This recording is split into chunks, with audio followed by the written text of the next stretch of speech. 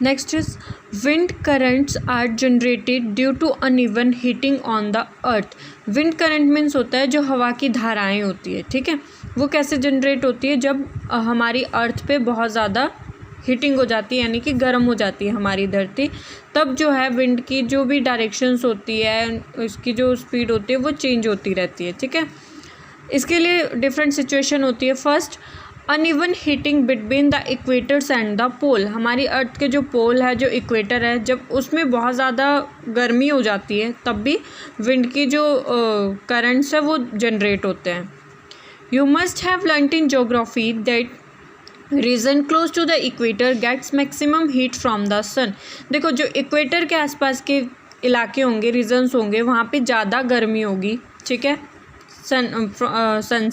सन की जो गर्मी होगी वो सबसे ज़्यादा इक्वेटर रीजन पे होती है। The air of this region get warm, इसलिए वहाँ उस इलाके की जो हवा होगी वो कैसी होगी, बहुत ज़्यादा गर्म। The warm air rise and the cooler air from the region in the 0 to 30 degree latitude belt on the other side of equator move in। देखो, जब यहाँ की एयर जो है गर्म होगी, the warm air rise and the cooler air from region in the 0 to 30 degree latitude belt on the other side move in। These wind blow from the north and south towards the equator। ये जो wind होती है, ये जो हवा है गर्म और ठंडी हवा, ये नॉर्थ टू साउथ के इक्वेटर पे मूव करती है। At the poles the air is colder than that latitude about 60 degree. देखो, जो ये वार्म एयर होगी वो 0 to 30 डिग्री लैटिट्यूड पे होगी, और जो कोल्डर एयर मूव करेगी वो 60 डिग्री लैटिट्यूड पे मूव करेगी। The warm air at this latitude rise up and the cold wind from the polar region rush in the to take its place. देखो, जो वार्म एयर होगी इन latitude की वो ऊपर की तरफ को जाएगी, और जो ठंडी हवा होगी वो पोलर रीजन की तरफ को आएगी। In this way wind circulation is set up from the poles to the warmer latitude at shown इन।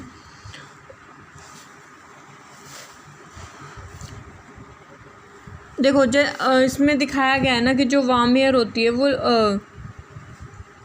ऊपर की तरफ को राइज करेगी, जो कोल्ड एयर है वो पोलर की तरफ को राइज करेगी, ठीक है। वैसे इक्वेटर की तरफ को और पोलर की तरफ को राइज करेगी वार्म एयर। नेक्स्ट आता है, the wind would have flow on the north south direction from north to south and south to north. जो विंड की स्पीड होती है वो भी कैसे फ्लो करेगी, north to south and north to south to north, ठीक है।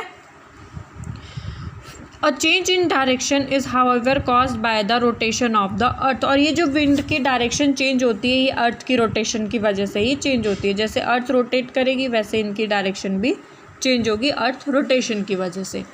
नेक्स्ट आता है uneven heating of land and water. और दूसरी कंडीशन क्या है, जो गर्म हवाएं चलती है लैंड की, यानी कि धरती लैंड की एंड वाटर की अनइवन हीटिंग, ठीक है। भूमि की और पानी की जो अनइवन हीटिंग होती है, बहुत ज़्यादा गर्मी जो होती है, उसकी वजह से भी विंड की जो करंट्स है वो जनरेट होते हैं। In summer near the equator the land warms up faster and most of the time the temperature of this land is higher. Summer के टाइम पे क्या होता है, इक्वेटर की जो लैंड होती है वो कैसी होती है, वहाँ की जो एयर होती है वो बहुत ज़्यादा गर्म होती है और बहुत फास्टली मूव करती रहती है, ठीक है। Then that of water oceans के कंपैरिजन में the air over the land get heated and rise. जिस पूरी जगह की जो वो एयर होती है वो बहुत ज़्यादा गर्म होती है और ऊपर की तरफ को ही राइज करती रहती है। This cause the wind to flow from the ocean towards the land. इसकी वजह से क्या होता है, जो विंड होती है, हवा होती है, वो समुंदर से लैंड की तरफ को चलती है। ओशन होते हैं महासागर, ठीक है, सॉरी मैंने गलत बोल दिया, समुंदर। ओशन महासागर होते हैं, ठीक है। महासागर से भूमि की तरफ को, धरती की तरफ को ये चलती है, भूमि की तरफ को। These are monsoon wind. इनको हम क्या बोलते हैं, मानसून विंड, यानी कि जो महासागरों से चलती है हवाएं, उनको हम मानसून विंड्स बोलते हैं। The word monsoon derive from the Arabic word मौसम विच मीन्स सीज़न। जो मानसून ये वर्ड है ये अरेबिक वर्ड है जिसको मौसम बोला जाता है, और ये मौसम का मतलब ही सीज़न होते हैं। जो डिफरेंट टाइप के सीज़न होते हैं ना, जैसे बरसात आती है, गर्मी आती है, सर्दी आती है, इसी मौसम से ही लिया गया है। In winter the direction of the wind flow get reverse, its flow from the land to the ocean. देखो समर में क्या होगा, ओशन टू लैंड विंड चलेगी, और विंटर में क्या होगा, land to oceans. The wind from the oceans carry water and bring rain.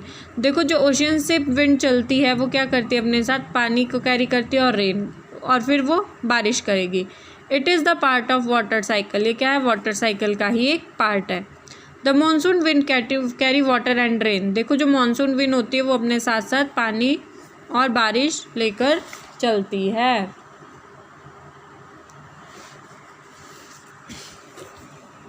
In nature itself, there are certain situations that can sometimes create disaster and pose threat to human, animals and plant life। यही जो monsoon winds होती है, ठीक है, monsoon wind जो होती है अपने साथ कई बार बहुत सारे नुकसान भी क्रिएट करती है, जो कि ह्यूमन और एनिमल्स की, human, animal and plant life के लिए, सबके लिए ही हार्मफुल होते हैं।